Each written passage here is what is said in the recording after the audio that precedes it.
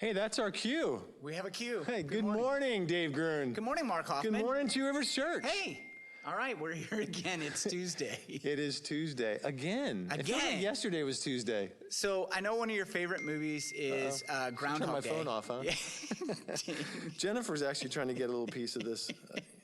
Yes, we are, Jennifer. We're paying attention. What? One of my Groundhog Day. It's one of your favorite movies, Groundhog Day. Is it? I feel like it's not a favorite movie. No, I messed that up. It's What About Bob? What About Same Bob? people. Yeah, What About Bob? But Groundhog Day is like what I feel like we're living right now. Oh, absolutely. Like, so it's not my favorite movie. It feels like you just can't get out of it. It's the same day over and over and over. But it's a different shirt. I tried to wear something that didn't look like a picnic table this week, so. Well, you got it close, but yeah, not I don't quite. know. I'm going into There is something that it makes you pay attention when you have to go on a video on Tuesday morning. You pay attention. Would I wear that last week? Did you? Yeah, I like my yellow sweater, but I can't wear it again. Hey, as we get started, we're going to start with some announcements. Is there a big announcement for this weekend, maybe? Yeah, because this weekend, for a lot of people, actually this whole, like the last couple weeks and moving into May, a lot of folks are graduating and moving from high school into the next stage of life and college to the next stage of life. And at the beginning of our services this weekend, we would like to just honor grads. So if you're going to be graduating, you need to be online watching with people that love you and want to applaud you. And just for a few minutes at the beginning of our service, we want to honor graduates this weekend. Yeah, that's good. We don't know what that's going to look like, but we have till this weekend to figure that out. We do. Yeah. We do. And also, just for the whole transitions, as we think about, I mean, those are people that their life, I mean, this has been a disruption for all of us, but especially for those people who it was their senior year of college or high school, and this was the whole season happened from March through May, got deleted from their worlds. It's been a big disappointment. So huge. Yeah. Like, I can't even imagine it, actually. Yeah, it's a lot. And we talked before about how maybe honoring them with putting our senior picture on Facebook maybe isn't yeah, we did that a few weeks ago. Yeah, it didn't work. Actually, I thought that worked. The fact that you and I it looks so funny. It's like we were looking up at each other. It's like it just was too much. Too weird. Hey, but this is a big day for you personally. Okay. Oh, we're not done with announcements yet. Okay. Okay. Tomorrow we have community prayer, church-wide prayer tomorrow night. Mm-hmm. Yeah, and what we've been trying to, if you've not joined us with that, I want to just call what is. We've had some technical difficulties, and this week there's actually going to be a couple platforms. YouTube Live is where you can watch it, and that's going to be a more stable platform, hopefully. Facebook has chosen to do some updates on Wednesday that haven't exactly worked out for us, so there'll be a couple places where you can join. And if you haven't checked it out, we'd encourage you to check it out. We're also rotating through different people leading, and so that keeps some new people in the mix, and I don't even actually know. But John and Stephen are killing it. They are. I mean, that's just solid. They are killing it. Yeah. And I know it's been difficult at times when things aren't working technically, but yeah. So join us we're doing all night. we know to do. We're tomorrow doing night, all yeah, we know YouTube to do. Live, and actually the good. video feed on YouTube Live is clear. Wow. They had a little test run last week, and it's super clear. So are we dissing Facebook now? No, it's both. All right, good. Yeah, we don't have to choose. Turns out we don't have to choose. Turns out. And if you watched last week, you'll get that. And then on Thursday, Word with the Pastors, which I got to tell you, it's just kind of fun. It's one of my favorite 40 minutes of the week, you know? So last week you were given the story, like why Word with the Pastors, and it started out, and we didn't really fully explain that. We kind of got cut off. It started out with, we didn't have names for anything because we were just reacting. Making it up as we went. Yeah, we were reacting. We thought it'd be a 10-day thing. Yeah. Ish. 2 weeks, maybe. Yeah. Who knew? You're still dropping them. Yeah. So out of that, it started out with, hey, this is Word from the Pastors. And then they've kept it as kind of like a play on words. Yeah. And so that's why they keep coming up with gross words as opposed to words from the scripture as people may be expecting. So I just tune in every week because I don't think Todd and Dave Nichols have figured out, like Tim's just messing with them. He's just making them look bad every week. And they show up every week and I don't know. Yeah. So Tim's the master. He really is. So last week, Todd, he said he'd made a bet, or they made an agreement between whoever got this last question. If he got the last question right, if he got the right answer, then he wouldn't have to drink the smoothie that was made up of gross stuff. And he actually expected Tim Bubar to tell the truth. And he came in afterwards into my office. He's like, he lied. And I was like, Yeah. of course he lied. Yeah. You were done as soon as you said, okay. As soon as you agreed to that, it was over. He goes, I wouldn't lie. And I'm like, yeah, I'm lying 10 times out of 10. I guarantee you Tim Bubar was lying 10 times out of 10 to watch you drink the smoothie. Really sweet people are sort of naive. So I would say Dave Nichols and Todd are really just kind, nice people. And Tim pounces on it with a smile that they don't see it coming. And the thing that Tim does is he kind of like nice guys Oh, he's it in smooth, there. yeah. He nice guys Because he it in still has there. to look Charlotte in the face at the end of the week. So he's got to be a good boy. But it's just he walks the line. Anyway, this is not the Tim Bubar discussion show. No, but there's that's another funny thing Tim did yesterday as we showed Oh, up yeah. at our Zoom staff meeting. He showed up actually as two people, and it was Yeah. hilarious. He showed He up froze as, his face on one screen, then showed up as this guy Brandon with a wig and a hat on, and was we thought we'd hilarious. hired somebody. Like that can happen. Like I don't know. In all this, we hired somebody. How'd that work? It was good. It was hilarious. So thank God for Tim Bubar, who's actually keeping it light around here, which we need. Yeah, we do. We need absolutely need. All Hey, right. so, and then this weekend, services. This weekend, Saturday, 5:30, 5:30, and Sunday, 9:30 and 11. 9:30 and 11. Yeah, and Yeah. Dave Green will be bringing the word this week. Yeah, maybe. Maybe? Oh, you'll be bringing it. I'll be bringing it. You'll be bringing it. Hey, but today's a big day for you personally. So this day, I think we talked about this the first week, like Talk when about we this, gathered like, here, every like week. all the guys were in a deep panic, like, oh my gosh, what about my hair? Which is crazy. And I a mean, shout out to Chad. Chad got his Chad got his already done. fixed. I think even Nate was shamed to get his hair done. He did. Dave So- Nichols got his done. Yeah. Tay got his done. Yeah. Yeah. So today's your day. Today's my day. All those long gray locks. Are you going for a new look? I don't know. What do you think? What should I do? Should I shave it all off? You wouldn't do that. No. You care too much. That is not true. I've worn short hair my whole life. yeah. It wasn't until I was an old man that I kind of grew it out a little bit. So Because you can. So it's a good deal. Hope that's fun for you today. So my wife actually is a hairstylist, and she went back to work today. And so I just don't know how that's going to work. Like she's got a mask, they've got a mask. They have to wait in the parking lot to be called in. Yeah. And, I mean, I got instructions. how do yesterday. you cut around that? Like, I think you have to take it off the back of your head and you have to hold it on your face while that's going down because otherwise there's no way to do that.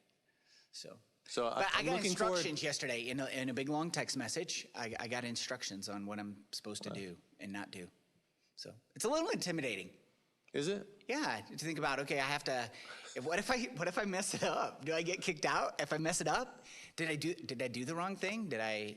Whoops! The mask I just slipped. Uh-oh. So It is hard to know what's appropriate wear right now. it is. Like you walk into a store. I went to a hardware store really close by here the other day. I mean, really close wonder where by. that is. And I just wasn't thinking because I wanted to get one thing because I get single focused. I want to get in, get out. And so I went in and I looked around and I thought, oh my gosh, I'm that guy. Like everybody else is like suited up and I'm like, hi. I mean, Well, here's what's I had to go out to my bizarre.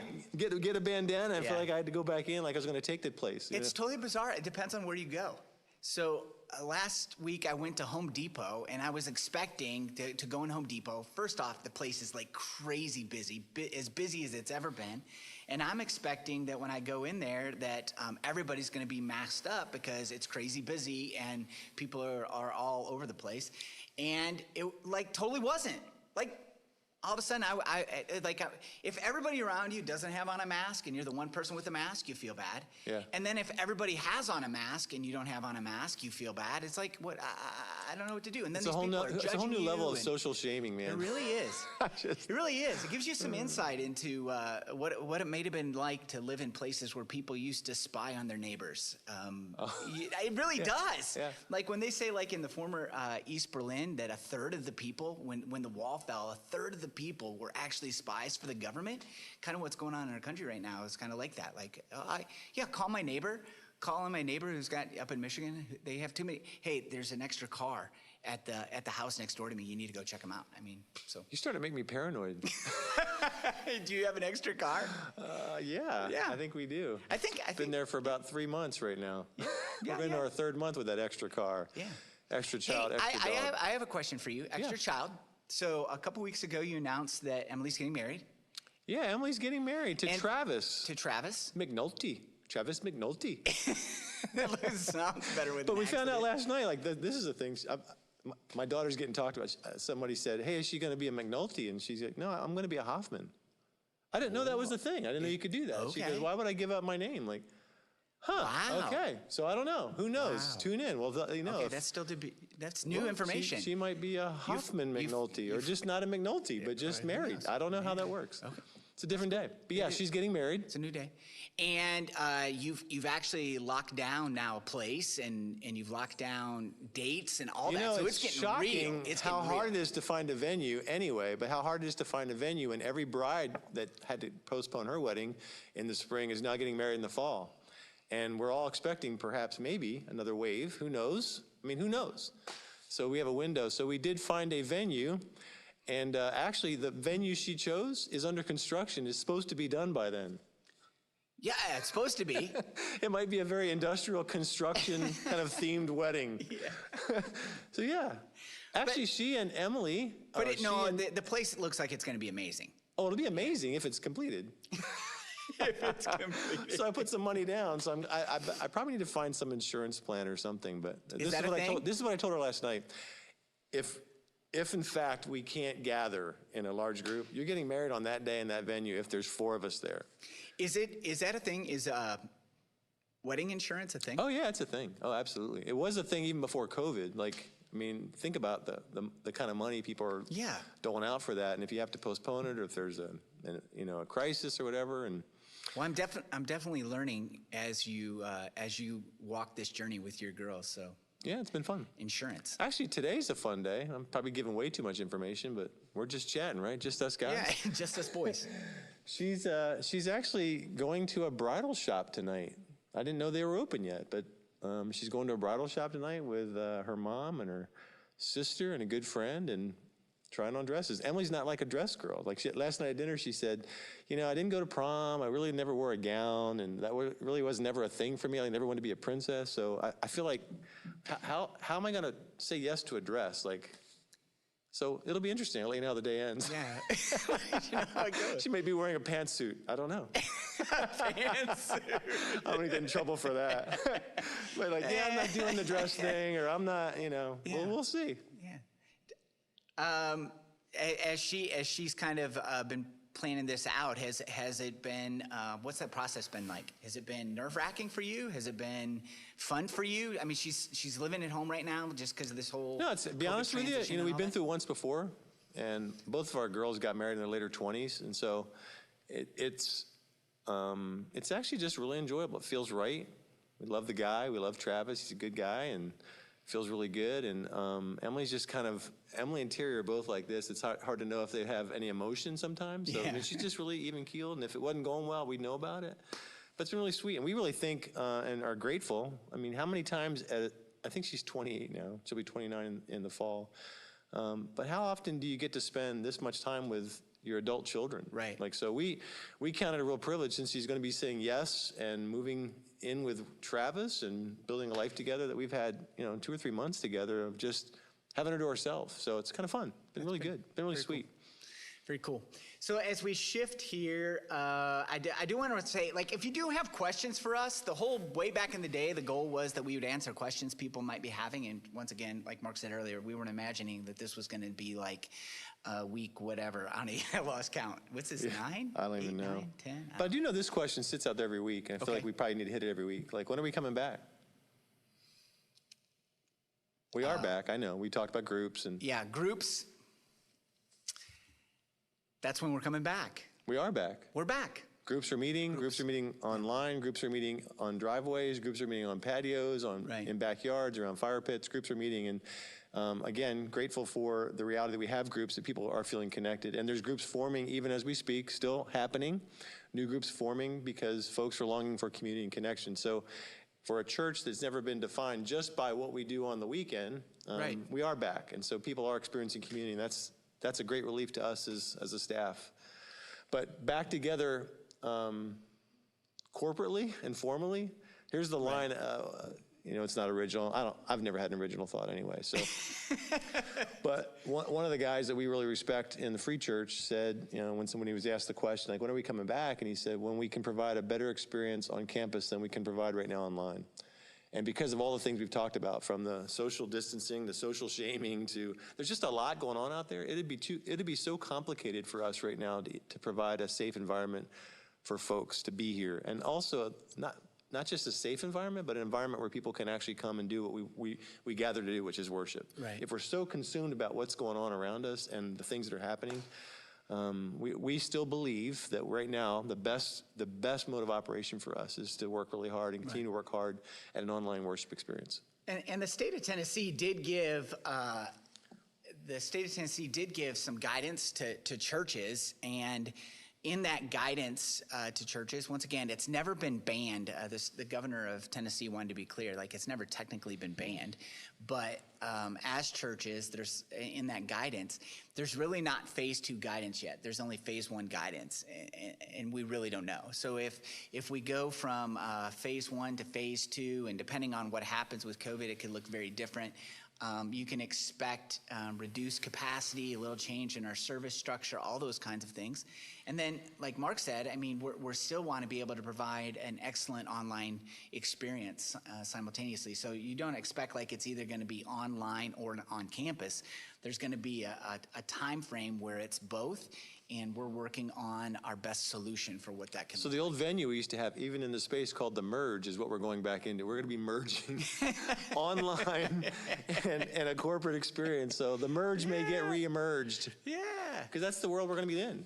Yeah. And we look forward to being in that world. But when it's going to happen, So do you think the fact that people don't ask us questions, it has to do with, like, people have just, like, they're just, like, finding this routine, like, okay, I guess I'm just in this what I really think COVID routine. is that we're just sitting in a room talking to each other, and there's my family, your family, maybe watching, but. Well, I just saw Ryan Allen ask, what is the church's stance on small Ryan groups? Allen loves you. He'll watch anything you do. Is that true, Ryan? He does. He loves you. They were ripping on my hair product earlier. And the Gotta answer have to more groom. the Gotta have answer more to groom. Danny's Matthew's question is one product at a time. So, hey, this was the thing earlier. Somebody was talking about, like, you were making fun of how big my hair was getting. It's getting. And the thing about COVID was it allowed me to go through the awkward middle. And so everybody was like, oh, you got a haircut, you got a haircut, you got a haircut. No, just when it gets longer. I was in that crazy middle stage. It has to go up before it can go back. Yeah. Now So it's now back. it just lays down. If Evan can get a back shot, there's a big old nasty man bun back there that ain't worth looking at. It looks like a rat stuck to the back of your head.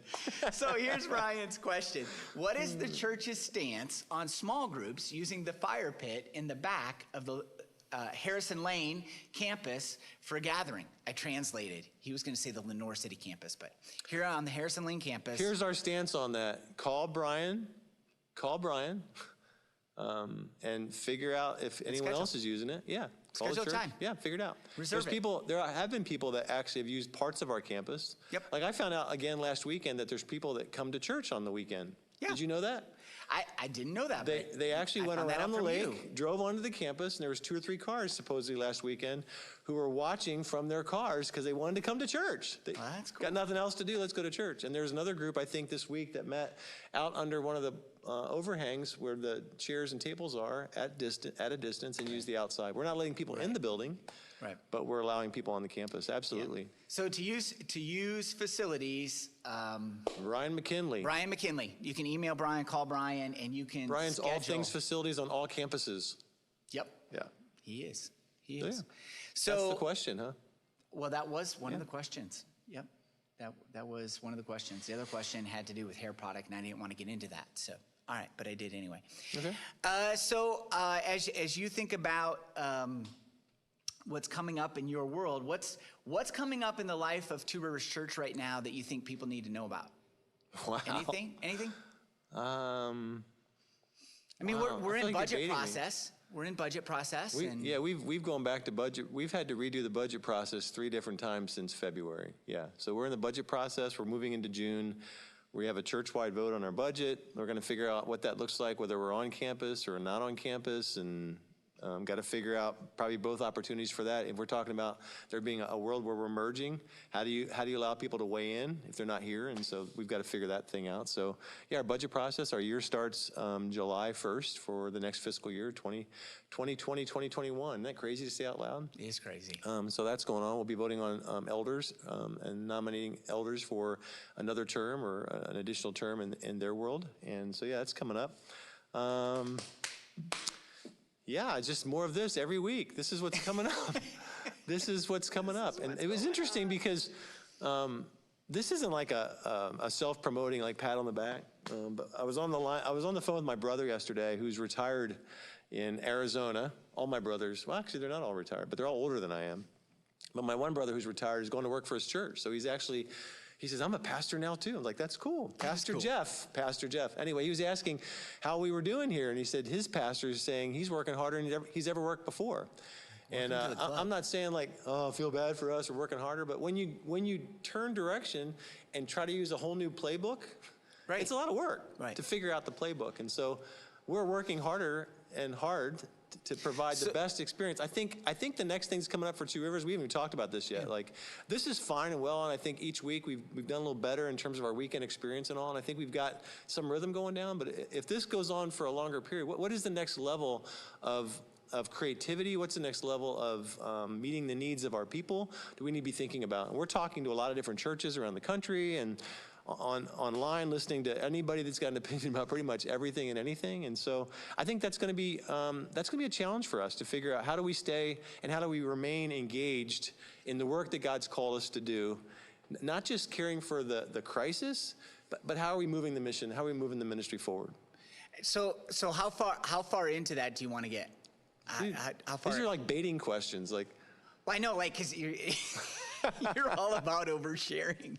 He's always like, hey, can I overshare? Yeah. Can I tell him? Okay. No, but one of those things. So as we would look back and we go, okay, well, initially it was like, how do we just react? Yeah. Right? How do we just react? And then it was kind of the, I don't know if we have a name for it. For me, it was the angry middle. Like, just frustrated by where we are, frustrated by the limitations, frustrated.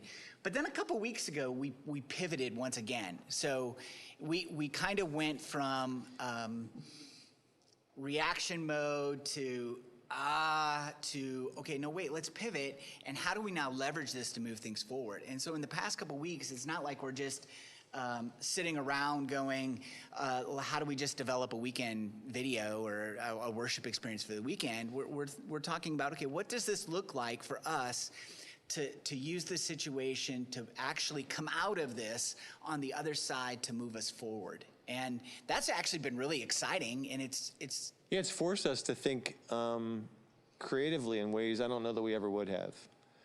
Some of the downside of the realities, like when you're making plans, thinking about budgeting, and when you think about big events and big groups meeting, and which is a lot of what we do at a large church, all that's up in the air. All that's up for question. So when you're thinking about next year's budgeting, and okay, how do we still get the same work accomplished? How do we still get the same message communicated in a new platform?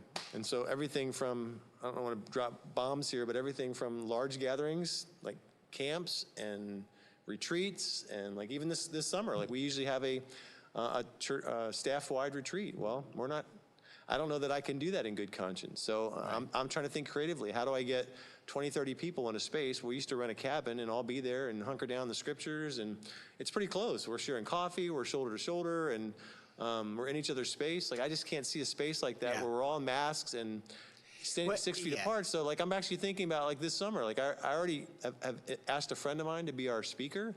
Well, maybe I'm just thinking out loud right now. So Jennifer's like, what? You're giving me this online? Yeah. Maybe we're all spread out in blankets throughout one of our venues, and my buddy's on a screen and we're doing it virtual. I mean, we're having the same thing happen. I don't think it's wise to just go, okay, this is what we're going to do. This is all we can do for now.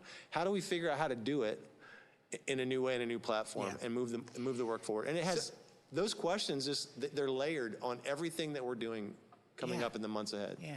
I think in this too, so we have a question that was like, hey, why don't we do like an outdoor service?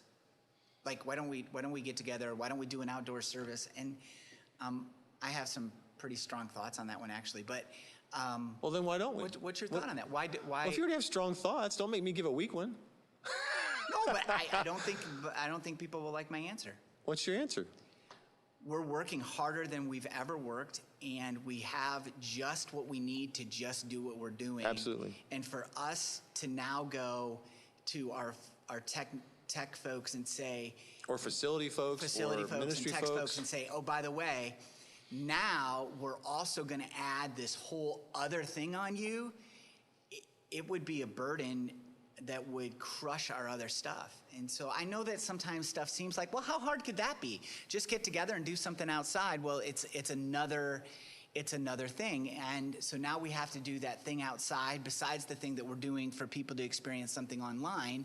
And once again, I go back to the answer you gave earlier. We're going to continue to give people a quality online worship experience until what we can give them live is better. Right. And that could include doing something outside. And Well, actually, people are coming. There's 3 cars in the parking lot last weekend who were having an outside service. do your and once again, it just I don't know if people know, like our tech department is really, really small. You know, it's. But we're also trying to protect our staff. We're trying to keep Yeah. them at a safe distance. So now, if you have to do that, you're requiring people to be here. I mean, Right. you just can't have hundreds of people and hundreds of cars show up on a campus. Yeah, absolutely. Good So- answer, Dave Gruen. Thank you. Yeah. Thanks. Hey, and with that too, you were talking about our staff retreat. You talk about like a breeding ground. I saw the other day, like, you always have to look at the story behind the numbers, no matter what it is, right? Statistics, we can manipulate statistics. So what's the story behind the numbers? So there's 15 new cases in Knox County, but it's basically 4 clusters of people. So if we were to get away in a cabin, and once again, who knows, in August, like we can't even get 2 weeks down even just 2 weeks down the road, it would be like a breeding ground. We could take down our whole staff by going to a cabin. Anything else as we're heading into the next couple of weeks that you feel like, hey, people need to know? I don't know that we do. I think I'll just say, as we started at the beginning of this, like, I think groups are essential. I think it's not just for what we need. I think when people think about groups, like, oh my gosh, this is what I need to be connected to other people. There's so many people, like I've gotten several emails this past week from folks who live alone. I hope you are thinking about those people that maybe are even in your group, and they had an hour and a half with the whole group the other day, but they're just longing for some interaction. And I think Todd was the first person I knew on our staff that was doing this, but like just showing up in people's driveway with a lawn chair and saying, hey, I'm out here, I'm at a distance, I'm gonna pray with you, or I can speak to you from the porch, you can come out and be at a distance. Like, I think it's essential for us to care for each other. I mean, I think it's essential for us to be mindful of those folks who are really having a hard time and struggling just having the isolation. And even those people who are in houses with a lot of people, like I have a really good friend of I'm not going to out her, but a really good friend of ours this past weekend, and she has 2 beautiful children. She has a great husband. She has a pretty sweet life. I mean, it's a Facebook kind of life, but she was about the end of her rope, and she said to her husband, you know what I want for Mother's Day? And he said, what? Get out of here. She goes, I want to be in a room by myself where nobody bothers me for the entire day. Yeah. So people might judge her. I don't. I think good for her. But she hunkered down, locked herself away for an entire day, and just didn't want to see her husband or her kids for the entire day. Bravo.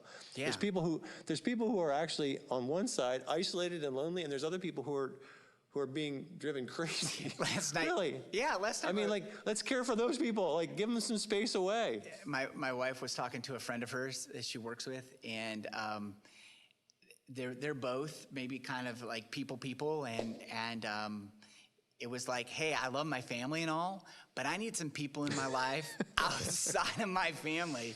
Yeah. They're both school teachers, and so they get a lot of daily interaction with people. And it's like, okay, I'm kind of done with this. I need to get outside of this, and I get that. And you and I actually we generally are away from that. We're trying to manage things, and the building has been it's starting to spool back up now, but it has been kind of on lockdown. But we've kind of been working from here, so I felt really bad actually for my wife last night. She's like, "Yeah, you get to get out of here," and I don't. I'm like, "Yeah, it could just get It's a to be nice a lot." home, but after a while. Yeah, it's fun for a while, and then it turns into 8-9 weeks, and it's too much. So, and with that too, we are recognizing. I mean, we just have an increased number of needs in relationships and marriages and those kinds of things, and so our campus pastors and our care pastor are developing a solution, and so we'll be coming out with that shortly, an answer to, hey, what does this look like for couples? To get together and to be part of a conference with others, but really just some material to facilitate some conversation. It's just a little bit of a teaser. Yeah, it's coming. We're doing it, aren't we? We're doing it. It's coming. The details will be coming soon. It's in development right now. It's in development, but that doesn't take long. No, it's in development. In fact, I think the four of them are probably getting nervous about right now. They're like, "What's Dave going to say?" We're going to be announcing it real soon. Like within the next week, we're going to tell you when it's going to be. Yeah. How's that? Was that pressure? That was good. That's good. Let's roll. Let's do this thing. All right. So with that, that's our time. That's Tuesday. Wow, that was it. I Yeah. had a big, deep conversation I wanted to have. I guess we'll have to wait till next week. Next week. Deep All right. conversation next week. You want to say so long? Hey, so long. Have a good day. See ya.